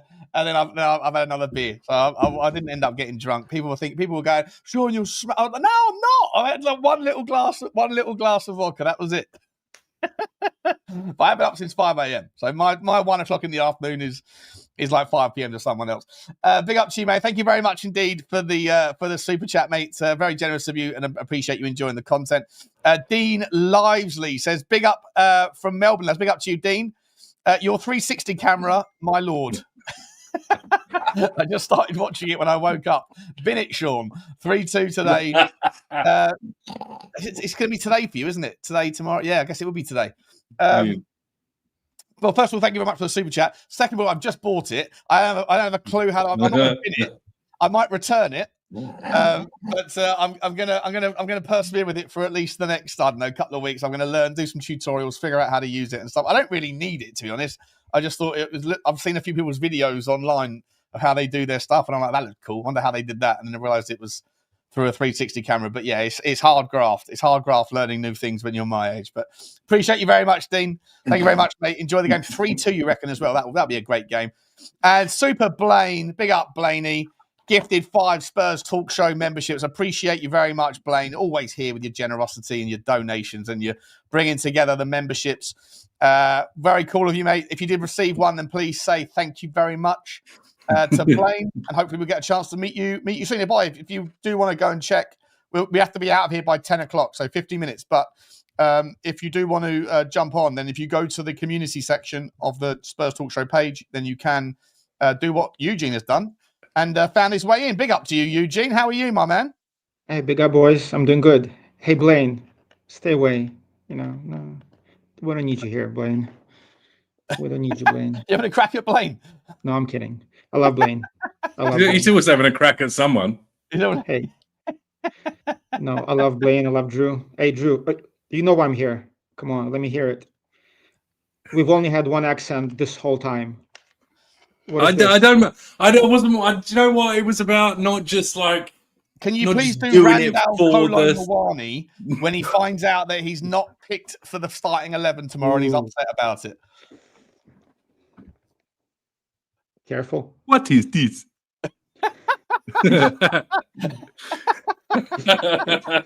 I'm not going to do it because actually he's just got a French accent, so it's pointless. But no, it was like I wasn't just going to do it. The way you look forward to it, like you're looking at the team sheet. What is this? What is this? What is this ridiculousness? Why do I have to come here all of the time to find out that I am sitting on the Ras Club bench? What is this? Actually, Oh my God! stop, Drew. He's French. He's French. When you guys get cancelled, I don't want to be in the clip. I don't want to be in the clip where it's going to go viral for going to go backstage. Spurs Talk Show is getting cancelled, and I'm on there encouraging. Yeah, you're the last guest. You're the last guest because Spurs Talk Show is 100% finito. Unacceptable, Drew. I do not condone your behavior. Shame on you. Thank you. There you go. Shame on you. Shame on you. Anyway, what do you think about the game tomorrow? What are we saying? What are we saying? It's never easy. I think I'm going for a draw. I know everybody is super positive about the results. I'm positive too, but I'm seeing the warning signs, unfortunately. I'm hoping I'm wrong. Everybody's calling me negative, but based on how we've been playing, I'm just, to be honest, our defense is much improved. No argument. But I just don't see where the goals are coming from. Most of the goals we scored come from set pieces, which is good to see, right? That's how we're going to pick up results. But I don't know, man. What's Blaine saying? Does he want to debate? Blaine, anytime. You're calling me out for a debate. Anytime. But yeah. So I don't know, man. Like, just don't see us scoring more than 2 goals in a given game, unfortunately. You don't think we can score more than 2 goals in a game? We scored 3 against West Ham. What are you on about? What are we talking about? What are we saying? We scored 3 against West Ham 2 weeks ago. What are you doing? Yeah, from set piece. Hey, well, the first one came from set piece. One second, sorry, Eugene. Pizzle, bro. Mate, we do all accents equally, my man. There's nothing racist about it. It's just an accent, pal. It's an accent. Here we go. Relax, my man. We do every accent. Look. Eugene wants out quickly. I'm done. I've had enough. I prefer the term mimicking. Yeah. It's okay. I have an accent too. I have an accent, so none of this is my fault. It's Sean. None of this is my fault. I have an accent too. Just nobody knows which one it is. Exactly. Imagine that if in series 4 Drew comes out and goes, actually, I'm not English at all. I've been putting on a British accent for the last 3 years. And he's actually French. Yeah, right. Yeah. I've lived in Johannesburg my entire life, eh? I've lived there. You guys don't even know the half of it, eh?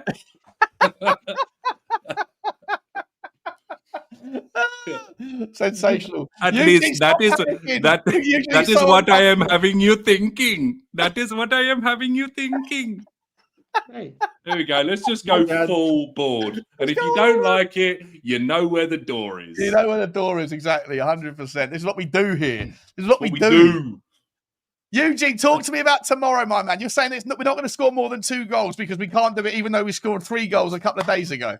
Well, against West Ham, the first goal came from a corner, right? And then the head. Well, don't they count anymore? Don't they count? No, I'm saying we can score from set pieces. We cannot score from open play. The open plays. I get where you're coming from for sure with the open play. Thank you. Fair enough. That's my point. So do not try to, Yeah. So that's my concern. It's like missing Solanke is a big deal, and Simons on the left isn't the solution for me. He needs to play in the 10, like you guys mentioned, playing 3 in the back and having 2 10s. Simons and Kudus as 2 10s. I think that might work best for us. Because honestly, on the left, I don't see, Tel is a Muppet. Odebert is not ready yet. Tel's a Muppet? What do you mean he's a Muppet? He's, in footballing terms, he's just, look, French I'm all for giving him a chance, but he was useless when he started. He offered us absolutely nothing. With Richalison, at least, he runs around and does his shithousery. Tel did absolutely nothing. I forgot he was on the pitch. So I don't know what it is. I don't know what it is about. I've got no idea what it is, but for some reason, when people go after Tel, it really upsets me. Like, it winds me up. The geezer's 20 years old. He's just turned 20, and you've got everybody that's how I feel about Anshan that's scapegoating him. And now the typical scapegoat, Daniel Levy's like hit villain number 1. He's out the door. So now, who's left for them to go after?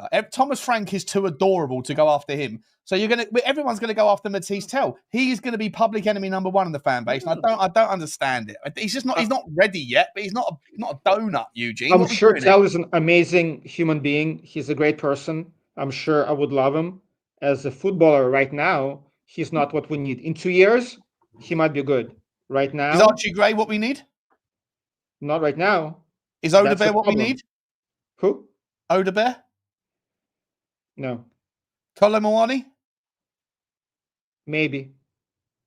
At What's least Kolo Muani done?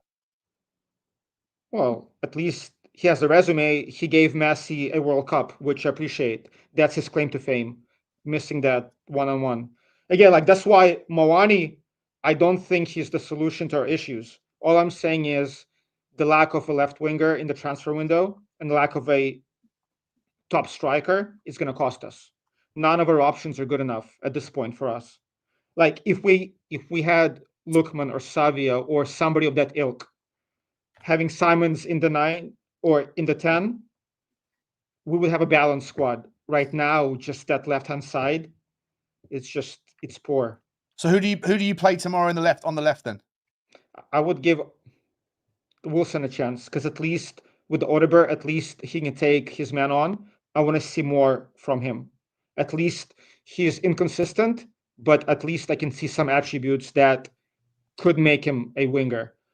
Tel is not a winger, right? He's an inside forward. So I don't think he's what we need on the left. With Odeberg, at least he has potential. So I want to see more from him. And so you play 4-3-3 tomorrow, but Odeberg on the left, Kudus on the right, Xabi in the 10, Richalison in the 9. Who do you pick and then Paulinho in the 6, I guess, yeah? Yep. So then who gets the 8 spot out of Bentancur, Sarr, Bissouma, Gray, Berghvall? I've been disappointed with Bentancur. Unlike most people, I would not give him a contract. Like the previous game, he did okay defensively, but every time he touches the ball, he just passes it back. He doesn't push the ball forward. He doesn't, he's passing just for some reason, I'm not liking what I'm seeing. I would either play Berghvall or Sarr, and I would pick one of them depending on who we're playing. If we want to go more defensive, I'd play Sarr. If we want to go more offensive, I'd pick Berghvall, because Berghvall, at least he's pushing the ball forward. At least he's trying to make something happen. So tomorrow, Sarr, Berghvall, depending on how Frank wants to approach it. But I would go Paulinho, Berghvall, or Sarr, and Simons at the 10. Do you agree with that, Drew? Yeah, pretty much. First time for everything. But yeah, we're just talking sense wherever he's from. Unbelievable. What are we doing here? Yeah, usually still stuck in. Like, I want to get away from this. These two. These two pellets. Football talk, and you guys are talking some I don't know what. No, but like honestly, like I think that'd be the best way to go. The Bentancur, again, I don't know what you lads think, but I've been really disappointed by him. As a senior player, he just hasn't shown me enough to get a new deal. Yeah. Okay. Interesting. I thought he's actually been all right this season. No, he hasn't been bad. I'm saying like defensively he's good. But from my number 6, especially against smaller sides, I would expect him to push the ball forward. And he just hands it off back to Romero every single time or passes sideways. And I'm like, just take the ball and push it, right? Play a progressive pass. When was the last time one of our CMs made a through pass, a through ball? Like never. I don't remember last through ball that I've seen. Romero is the best passer of the ball that we currently have. At least he's taking some risks. Our CMs don't. That's why I want to see Berghvall get more playing time, because at least he's trying. And I feel like Bentancur is too safe for my liking against certain teams. Would you get rid of Bentancur in the summer? Would you sign him on a new contract, or would you let him? I think Sarr has shown me enough that he can be a player for us. Until last season, I didn't think he would be, but last 2 seasons, Sarr showed me that he could be a good player for us, same as Berghvall. So I think we have options at the 8. we just need another 6, whether we sign Palhinha or not. Even if we do, we need a backup 6. Because I don't think Archie Gray's a 6. He might be an 8. So I think at the 8 we have options, and Bentancur, he is redundant. I don't think if we end up signing him, Drew, if we end up signing him on a new contract, like that's a big crowded spot for one player, isn't it? If we're going to get a proper 6 in the future, that's what I'm saying. What are you saying, Drew? You're on mute. I agree. I think that it potentially. I can't believe this. I can't believe this keeps happening today. I can potentially see a scenario where he becomes a bit of a cock blocker. If I'm honest, bit of a cock blocker. So yeah, I don't know. But then I mean, are we in a new realm with this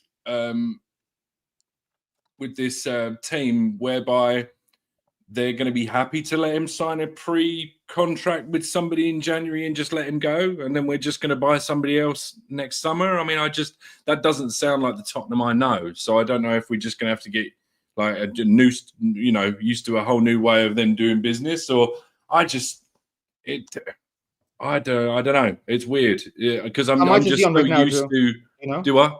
How much is he on right now? His wages. I'm just wondering, like, if his new contract would be like 180 a week, I think that's too much for us. Absolutely, he's got to be on 120, 130. You would think at the moment, right? And he's probably wants a pay rise, so you're probably right. It's probably what he's going to be looking for. Again, like in isolation, he's a good player. I have nothing against him as a player, but given other options that we have at the 8 and lack of options, in other places, I just would sell him, or I wouldn't resign him. I would put that money somewhere else. Morgan Rogers, perhaps. And same thing about Kulu as well. Again, in isolation, I like Kulusevski as a player. I like him as a person. He would be a good captain, but just based on kind of who we need, I just don't see him fitting in the team. He's not a 10. He's too slow for a winger. Like, I just don't see how he fits. So I just like us to optimize the squad and just go. Do you know what I mean? Like, I want our wingers to be like real wingers. I want our 10s to be a 10. I don't want to put, square pegs into the round holes like we've been doing in the past. And I'm just not sure where Kulu fits in and where Bentancur fits in.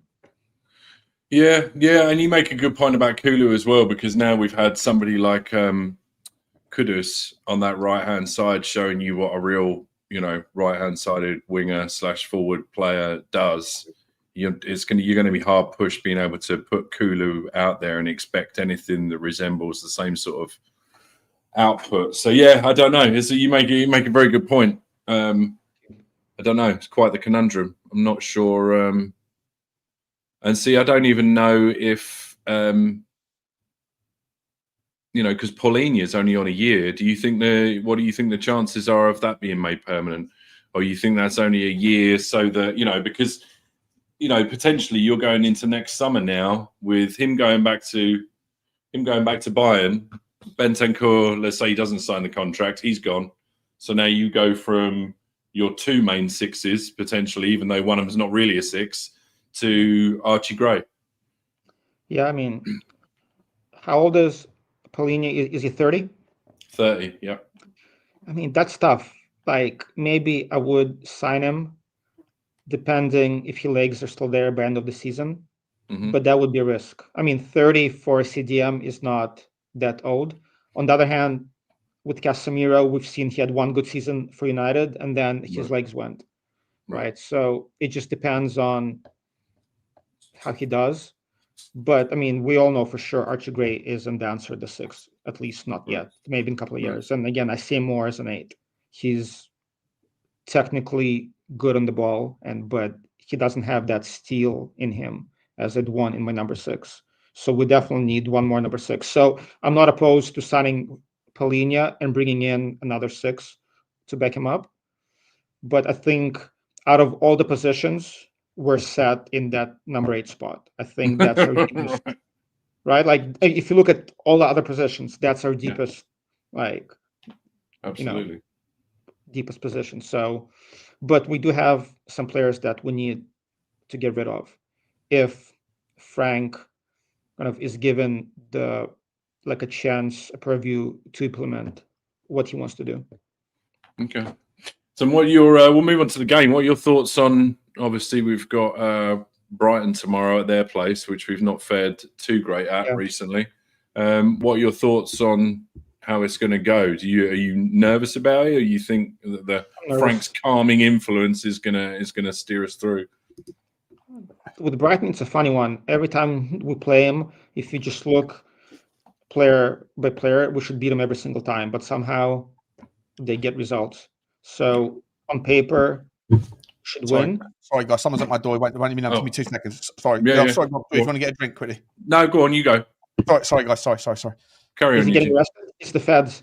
Yeah. Thanks, Drew. Well done. Now they're coming for Sean. Right. That's it. I've shut him down. They can't get me because I'm in a foreign land. But you know how things are. So we're good. But Sean, right. so things are, But yeah, no, honestly, on paper we should win. Mm-hmm. But I still feel like we have a mistake in us on the defensive end, like Romero. They could easily score a goal, and from us, other than corner kicks, that the set pieces are great, but open play we struggle. And with Richalison at the 9, I just don't have any expectations of him scoring. So the goal would have to come in from who? Kudus is not really a goal scorer, and Silence is not really a goal scorer. So it might be Sarr from outside the box. I just don't see us scoring a lot of goals from open play, unfortunately. And that's my concern for the rest of the season. Unless we get somebody in January, a left winger or a striker, or if Solanke gets back and he finds his form from 2 seasons ago, I think we're going to be struggling every single game, especially if teams are not wide open against us, like City or Villa or whoever, right? If the teams that play are wide open against us, then we can score. But if teams set up in mid block or low block against us, we're going to be in trouble. Yeah, I feel like so. Have you seen much of Brighton this year? Because they've not exactly sent the world alight, right, Maurice? I mean, they beat Manchester City, but who doesn't beat Manchester City? Exactly. But they've not exactly set the world on fire either, and they've had a couple of injuries as well. And it's not anything of that they scare me, or it's not even about them. It's about us, right? If we handle our business, we're gonna win. If we don't make mistakes at the back, that's a clean sheet, right? But I just fear once in a while, Romero has a bozo gene, once in a while that he's good for a mistake once every couple of games. So I can see us making a mistake and scoring a goal from a set piece. So it's possible. I mean, I think 1-1.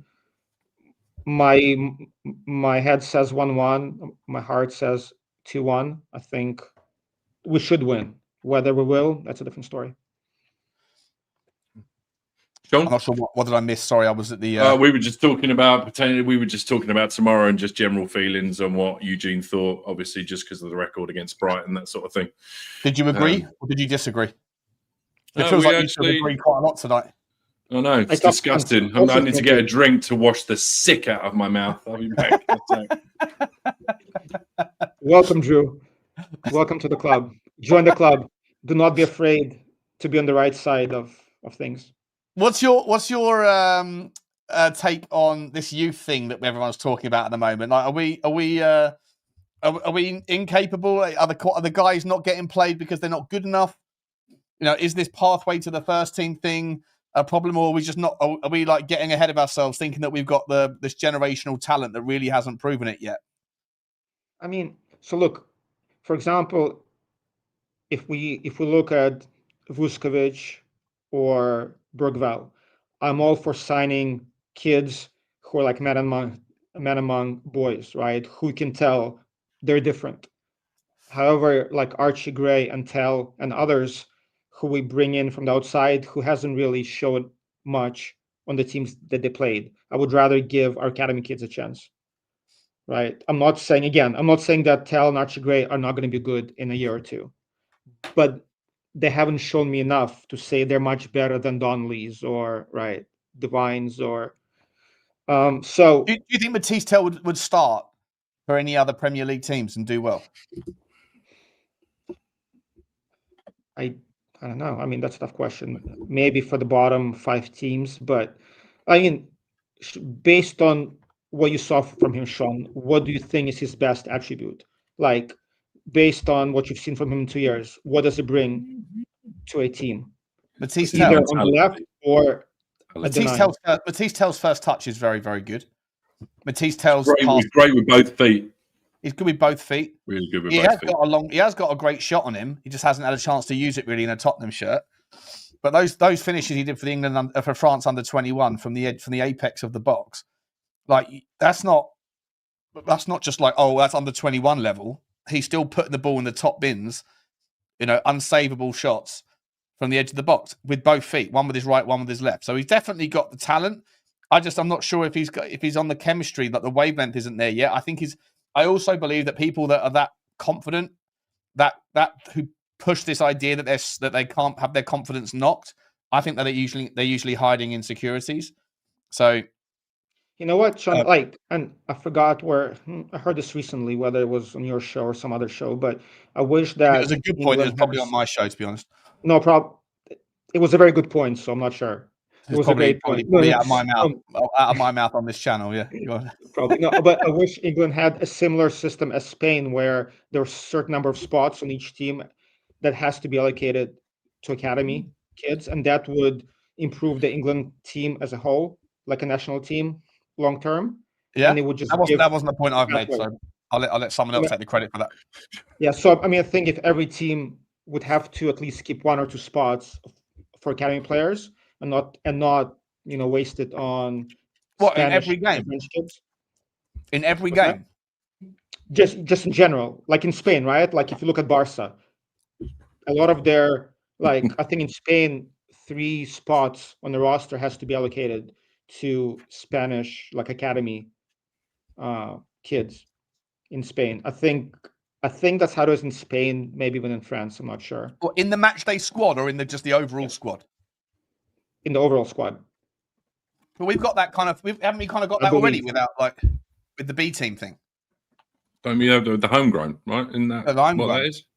Homegrown. Well, that is, right? Yeah, grown at home. I think, or maybe, but I don't know. But I think I forgot exactly the rules. But association trained almost. Yeah, I think Spanish kind of have a more stringent requirements to make sure that their talent is being developed for the national team ultimately. And I feel like English teams, just given that EPL is a huge business right now, they don't focus on their homegrown kids, but more it's more about kind of best talent in the world come to EPL. And I feel like academy products, they're getting a raw deal out of it. So again, they might not be good enough, but like with Harry Kane, unless they do get a run of games, we might never know. Like with Donnelly, we might never know. With Divines, we might never know. That's the frustrating part. So we will know if they don't get into Stoke. They ain't getting into Tottenham, are they? Well, I mean, Kane had issues, right, at Leicester. He had a bunch of loans, and I know Kane is 1 out of 1,000 or 1 out of 1,000,000. But do you think it was the loan moves that was shit, or just he wasn't quite ready then, and when he came back to Tottenham, he finally got a chance, and or was it? I mean, every situation is different, right? Why didn't it work on loan, but it did work when he got a chance at Tottenham? It's tough to say. I don't think it's a one answer, right? I think every situation is different. If I was a manager of a team that would loan a player, I don't want to develop your players. If I don't feel like that player is helping me day in and day out, he'll be on the bench unless there is something in the contract. So the players need to be nourished, they need to be developed. So for example, with Micky Moore at Rangers, initially I thought it's a great loan for him, but honestly, given their situation and given how they're doing, it might not be. I'm not sure if he's going to get the right experience there. to develop him. That's my concern. So every situation is different. But in Mickey Moore's case, I would rather him get a chance to play for us than Tel. And I'm not even talking about their talents. It's more about he's a homegrown kid with potential. I'd rather us give him that opportunity than buy somebody from France who's not ready yet. Yeah, fair enough. If that makes fair sense. enough, mate. Listen, we've got one more guest to go, Eugene. Always a pleasure, and it's very interesting for you to say things that are agreeable to Drew. So it's well done, the pair of you, for coming to some conclusions that are on the same. I completely disagree with what you just said about Mickey Moore, but yeah, for the most part, been fine. It's all good. Fair enough. Fair enough. Boys, it was a pleasure. Eugene, what's the score prediction for tomorrow? You miserable git. 1-1. Love you, Eugene. See you soon, mate. Nice one, Eugene. Have a good one, buddy. Take care. Bye. See you soon. And listen, if we weren't getting cancelled already by one particular man, we've got another man who's coming in who's very good at accents, accents of a different language in English via someone from Austria. Is it? We've got Mr. Accents off back. Hello, buddy. How are you? Einen schönen guten Abend. I'm very is. excited to be here with you guys. It's very Guten Abend, Mr. Axelrod. How are you, my friend? I'm good. Abend guys. to you. I'm here at the train station. I just went to the game of here in Vienna of my hometown club, who's just visited Vienna, First Vienna Football Club, which is actually First Vienna Football Club. You will ask yourself, why? Why is there an English named club in Vienna, in Austria? Because it's the first football club ever founded in Austria by English immigrants in 1894. So it's still the oldest club. And if you see that jersey that I'm wearing, I have the same problem like you, Sean, with Cremonese. You don't get this shirt. So I just bought a purple shirt and I went to a shop and printed these logos by myself. So it's a very unique thing. You never see it anywhere else. That's the way to go. How close to the actual thing does it look good? Well, by now, not at all anymore.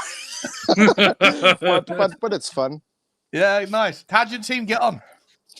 We won 2-0. Yeah, we got relegated, and we're doing well, going up again. Guys, there's a few things I wanted to get off my chest, and I know probably I'm a little bit late, but you didn't do a phone-in show since I don't know, forever. Since the last one, 3 weeks ago, yeah. Since the last one. Yeah, but Levy was still our president, our chairman, and now he's gone. Yeah. So there are a few things, if it's okay, because I didn't have a chance to say it. There were a few guys who said they are very happy that he's gone, and you can see this like however you want. But they also said Tottenham only won 2 trophies in these 24 years, and that's not enough for a club of our status. And if you look at Tottenham now, I would agree. But when he took over, and actually he joined the board in 2000, so he was there before he became chairman. And when he entered the board in the year 2000, Tottenham wasn't a big club. It was a fine club with a good history, but it was not a big club. He made it to a big club. So it was big in the day. It was big back in the 60s.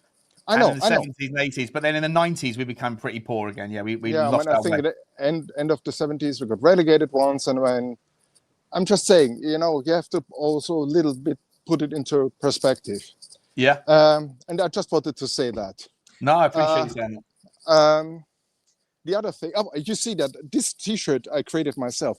That's actually what I love to do, creating T-shirts. When I was in Udine, in the 80th minute, and we were 2-0 up against PSG, I thought like, oh my God, I'm going to do a T-shirt like with the picture of Thomas Frank and saying, I always win a trophy in my first ... game. Unfortunately, it didn't work out. No. But now I'm going to make another T-shirt. And it says, I would take Ange home for dinner, because basically that's what he says about all Tottenham fans he encounters. And yes, I would do it. He gave me so much joy with that win, but wait, Alex, can you do an Australian accent for us via your Austrian? No, Australian. I'm not good at this. That's not who I am, mate. This is not. I cannot do it like him. This is. I've never been to Australia. I have to be in a country. So, if I go to Thailand, different. That's all I'm saying. But I don't know. You sounded like somebody with one of those voices. You sounded like somebody with one of these. Definitely getting cancelled. An Austrian man in English doing a Thai accent. I have to say, like, after the last show, I wrote you an email because next day you were offline. I was like, oh my god, probably they really cancelled you, but you were just drunk. I mean, yeah, probably just drunk. Mate. Probably just drunk. Yeah, that's usually me. But honestly, guys like Trevor Noah, I mean, they made millions with their these accents. So why is it? Why? Huh? Who made money with accents? Like Trevor Noah, he did one of these late night shows in America. He's a very funny guy. The South African guy. He comes from South Africa, and he does the Indian accent also like extremely well, and all the other accent, of course. And so, I mean, why is it okay for them, and why is it not okay for us? Perché? I don't understand. Drew, you can't hide, Drew. You got your pictures on the screen. Yeah, this is true. Why is he hiding? I don't want to get cancelled for smoking on. I don't. Oh, I mean, guys, we're pointless now, isn't it? Do your thing, whatever. Okay, yeah, gotcha. Just a thing. Just a thing. It's just a vaporizer. Alex, what something else I wanted to say, because I just heard the last part about the youth thing, and that's there was a really cool thing on Transfer Market. I think there's an English word in Transfer Market, where you have got all the players, and they made a statistic about the worth of a club, like the worth of all the players, the value, and then how much these clubs paid to get these players. And some clubs are very good because they have a club worth now, let's say, 1.1 billion euro, the market of all the players. But they only paid, 650 million euro to get these players. So they are really good. And isn't that something that we want to do as well? A club who is really bad here is, as you can imagine, Manchester United. The worth of Manchester United, I think, is, 750 million, and they paid something like 900 million to get that. So they overpaid. Yeah. Over market value. And the best club in the world with the ratio of club worth and money spent is, believe it or not, Barcelona.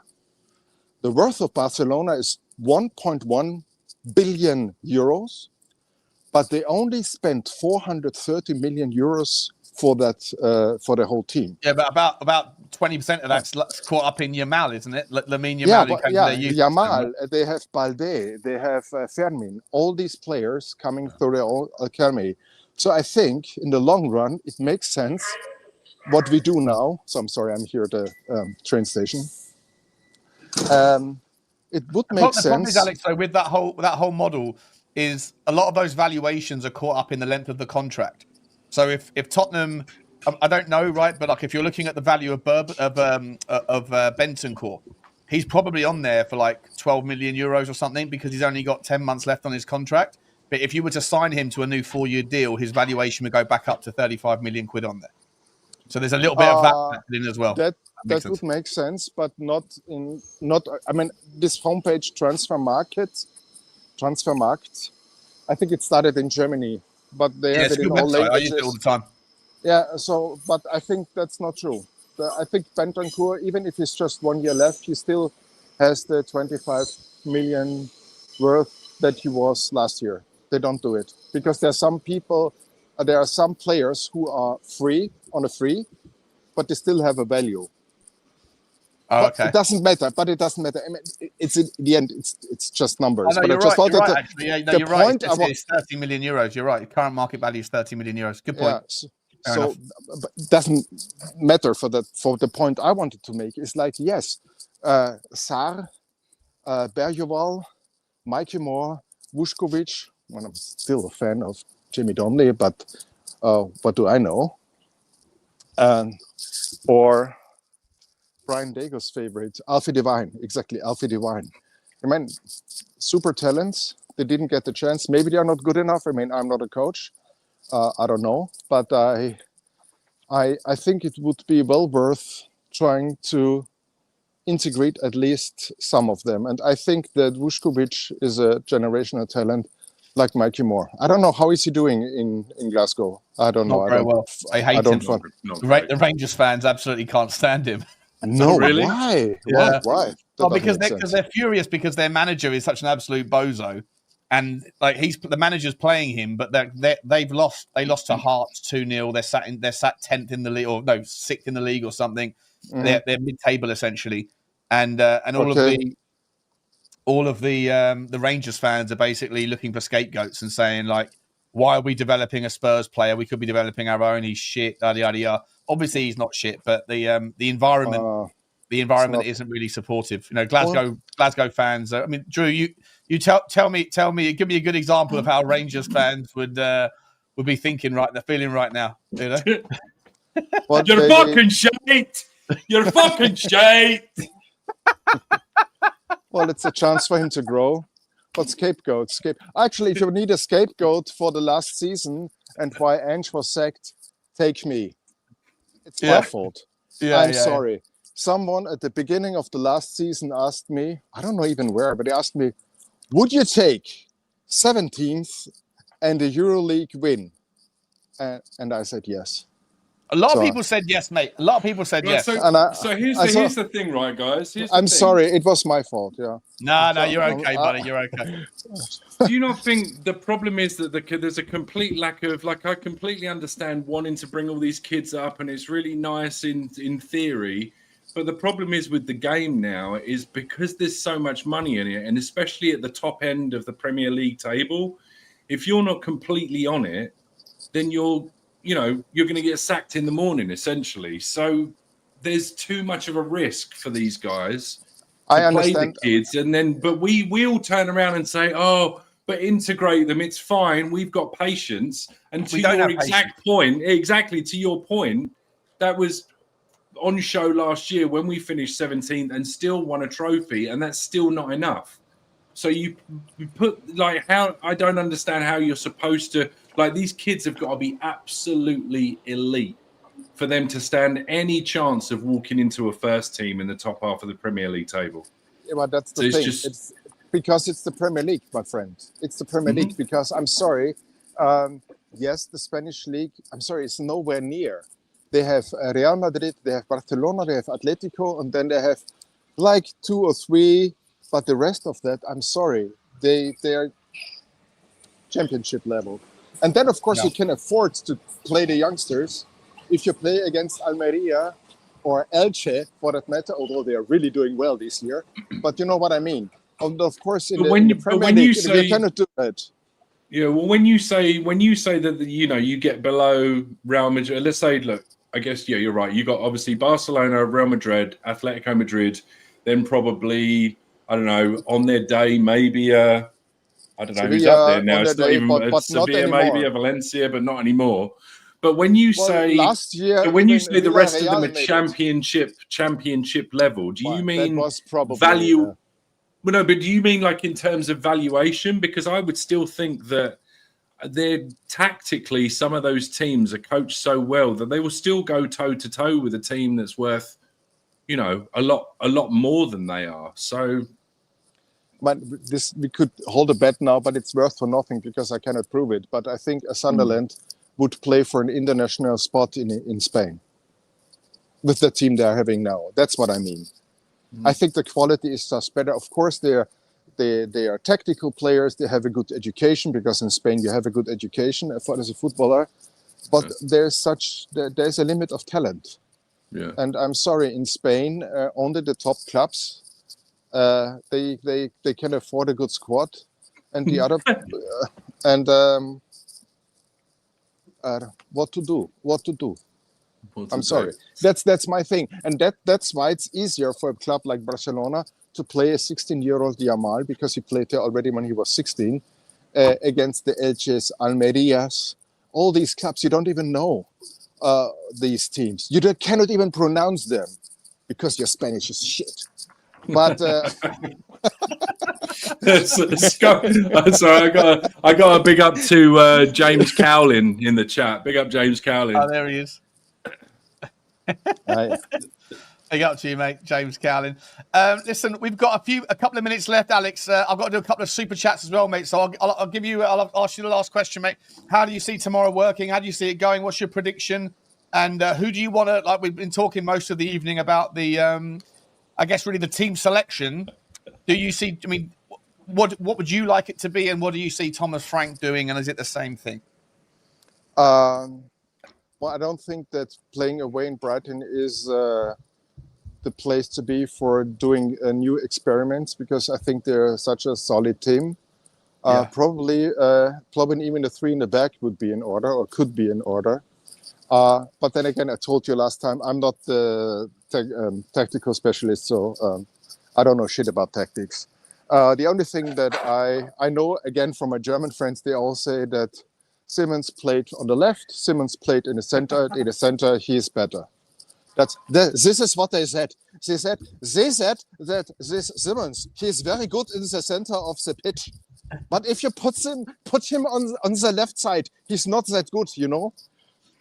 Yeah. Yeah. So this is what they said. That's Xavi. Is that Xavi you're talking about? Yes. Yeah, I agree. I just think he's wasted on the left. But you know, I don't really want to see. I mean, if he is going to play off the left, I would like to see Destiny Udogie start tomorrow. But then it's difficult to drop Jed Spence. What's your take on the fullback situation? Well, I'm sorry. We only have 3 now. Archie Gray, if you put him in as a probably fallback option for the right side, and Ben Davies for the left. I think was it you? Didn't you say that Porro played like 95% of all minutes since he came to Tottenham? Yeah, I plucked that stat out of my arse. I don't know if that's true. But it definitely feels like that. And I mean, sorry, this is a gamble. This is a gamble that sooner or later it won't work anymore. He needs a rest every now and then, and that you have to do. And that's what I would do. Sometimes Udogie and Porro, or Udogie and Spence, or Spence and Porro. Why not? I don't know. Again, away at Brighton, because we never did well there. I think I wouldn't take any risks there. But probably if he plays 3 at the back, then it would make sense to play with Porro and Udogie, and my fellow Austrian Danzo with Van de Ven and Romero. And then again, in the Dutch team, Van de Ven plays on the left back, as a left back. Yeah, exactly. So he also could play that. And I don't know if he play 5 in the back with him on the left side with that speed, could also be interesting. I don't know. Just saying.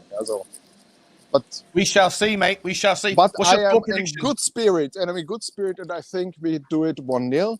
Because I mean, you have to admit, this game against Villarreal was not very fun to watch. Let's be honest. Yeah. But then again, I would ask you: would you take 22 scrappy 1-0 wins? Would you take it? And I said, like, yeah, of course, I prefer it to compared to 22 losses. But this is not who we are. I'd take 20. Of course. I'll tolerate the bad football one season. If you lift the Premier League by winning every game 1-0. I'll tolerate it even if you park the bus for 90 minutes. Just once though. After a while, I want to enjoy the football. You know, after a while. Yeah, it's to do. This is not our. Yeah, I mean, with you, this is not our game. So, but you know, some of the guys just entered, came to the club. We need a little bit of time, and I know it's so sad because we started another project, and nobody wants to start another project. After we started another project, every 18 months, but this time it was even 2 years, but still. Yeah. If you start a project, you need the patience. And I think we should have it now because we won a trophy, so it's fine to have a little bit of patience. That's what I say. I agree. Because we won this trophy now, and this eager. Oh my God, we have to. Back, haven't we? So we can now we can start again. Alex, mate, I'm gonna have to round this up, mate. I've got 2 minutes before Drew has to leave. I've got to do a couple of super chats. Oh yeah, thank you very much. Lovely to speak to you, mate. It was great. Next time, see you again. Okay? Bye bye. Cheers. Have a good one, buddy. See you, buddy. Ciao. See you, mate. Adios. Auf Wiedersehen. See you, mate. What a guy. What a guy. I love him. He's so funny. Drew, a couple of super chats, mate, and then I'll give you the last couple of seconds to tell us where we're finishing up and what we're doing here. Choppy Cheese, big up to you, Chop Cheese. Martin Fartin Odegaard is a bum. Big up, Drew. Big up, mate. Nice one. Faz Radfar, 4-0 Spurs, says, big up, please educate me about Tel's talent. I think I did that one already. I think I said, I think his first touch is excellent. He's 2-footed. And he's got a wonderful shot on him from distance when he's in the right position. And the goals that he scores for the under-21s for France are not easier goals to score because he's doing it at that level. They're still pings into the top bins that no goalkeeper in the Premier League could have saved if they were in that situation. I think he's got a lot of talent. He's fast, he's strong, and he's got a good first touch. He's not a bad. People are making out like he's dog shit. It's so far from the truth. He just hasn't clicked at Tottenham yet. But it's wild how much people hate him. I hope he plays and I hope he does well. But I do think it's a problem with the formation because I don't think he's a winger or an inside forward. And Dean Law, big up to you, Dino. He says, great show, guys. As a season ticket holder in the South, would be great to catch up for a beer or 4 before the end of the season. Big up, Drew. Big up, mate. Yeah, Dino, mate, I'm always having a drink before the games, mate. Dino, was it you that I bumped into on the way down before the Burnley game? I'm pretty sure it was. I was on the phone call. I'm not sure if it was you or another man named Dean. There's a couple. There's Dean Livesley and there's Dean and there's Eugene. I think it was you, mate. Just reach out to me on Twitter, mate. On DM me, and we can exchange telephone numbers, and then we can get together before the game for sure, mate. Appreciate very much the super chat, my man. Absolutely legendary stuff. Drew, I know you've got to go, mate, haven't you? You're going to meet Ledley King. I mean, not like an insanely huge rush, but yeah, I just wanted to. I need to get up there early. We've got the Premier League mornings or Premier League Fan Fest, which is basically they do live broadcasts from different cities around America, and it's in Kansas City this week. And there's a Q&A with Ledley King of all people in a Tottenham bar tonight. So I'm getting ready to do that in the Kansas Spurs bar. Yeah, basically it's a bar called Strange Days Brewery, and it's basically the local Tottenham supporters group hangout bar. And they've arranged for him because he's the ambassador for Tottenham. I guess he's over here on a trip doing it. He's going to be there. It's him. And then tomorrow, I'm pretty sure they've got Alan Shearer, Robbie L, Robbie Mustoe. Jermaine Defoe's going to be there tomorrow as well. So it's going to be pretty cool. This is just like a jolly for the lads. Are they on like a 365-day-a-year tour around America and other places? It appears to be that they are living La Vida Loca. Mate, that's me, that is. I know, right? Get me involved. I want to go on a tour. That's why I'm going to cycle across America and then come and see everyone. But no, who gives a shit about me? But I just want to be where the drinks are. Get me where the bars are. There you go. I'm just hoping it's one of those things where nobody really. I mean, I'm kidding myself. I really am. But I was kind of hoping it would go under the radar because there's a couple of people on Instagram that I follow. And then the post itself with saying that Ledley's in the bar hasn't really gained much traction. So I'm hoping I'm going to rock up there a little bit early and it's going to be like one man and his dog and Ledley in the corner. I'm going to be like, Ledley. And I'll be like, come on, me and you out for dinner. Let's go. And then I muscle my way in. Right. And then I'm on telly tomorrow with Defoe one side, Ledley the other. So that's how it's happening in my head. The reality is I'm going to be 300 deep. Have you ever been to one of those games, one of those bars for that brewery? Have you been there for an actual game? How many people were there in Kansas? Yeah. It actually got decent, especially for the final. Like I wasn't expecting, I was maybe expecting a dozen people, and they easily had, I'd say they had a good 100 people there for the watch along. Really? So yeah, it's pretty decent. Pretty decent. Wow. Mate, you must So, be. yeah, Like, the people down there go. I know you, Drew. I've seen you on Spurs Diehards. Are you like? I've heard of you. I've heard of the multi-voice Drew. Iron Drew.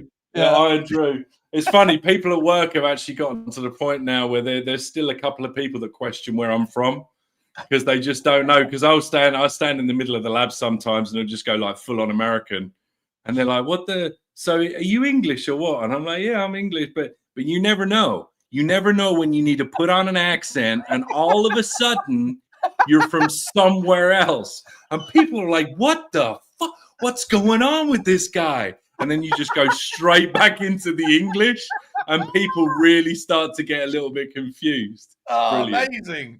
You can absolutely screw with people. Screw them over, mate. Screw them over. Just go and like rob like a convenience store in an American accent, and then when the police get you, go, "Hey, you want me, Gov?" It wasn't me. You got a clue. Go in there talking like Kermit the Frog. About that, do that one. Hey guys. Hey everybody. Would you this is Kermit the Frog, and I need you to put your hands up right now. Right now. Mate. Funny. Sensational stuff. Good times. Sensational stuff. We got a member for 2 months as well. James from Spurs related. He got gifted one. He's just realised he's been charged for a second month. He's like, cancelling that. Brilliant. Got sucked in. Appreciate you, mate. Appreciate you, James. All right, guys, we'll leave it there.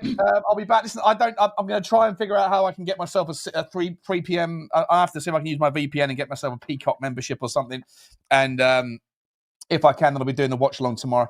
So he got charged twice, you shitbag. It wasn't gifted. I appreciate you, James. Brilliant. Thought you were one of Blano's thing. Appreciate you, James. Appreciate you guys, all of you. Thanks again, Drew. Absolutely sensational as always, mate. You're not doing a show tonight then? You're not doing a show, are you? On the no show tonight, and then unfortunately no watch along tomorrow because I got to get up. This whole thing starts at the crack of dawn, so I got to be up at like 4 a.m. to drive up to Kansas City to make sure I get a parking spot, and then get in early. Get in with Ledley and Jermaine, if you know what I mean. You know what I mean? Yeah. On first name terms. Before I end up, let me just quickly redirect you guys all over to Saba. He's doing a late one tonight, I think. He's on again. Yes, he is. Let me just redirect you all over there. Go over there and slap in Spurs Talk Show raid. Absolute sensation, Drew. Thanks, everyone, for coming on. Thank you for the super chats. Thank you for the gifted memberships as well. And yes, Spurs Talk Show raid into Football Heritage when I send you over there right now. Love you all. See you tomorrow. Bye. Take it easy. Bye.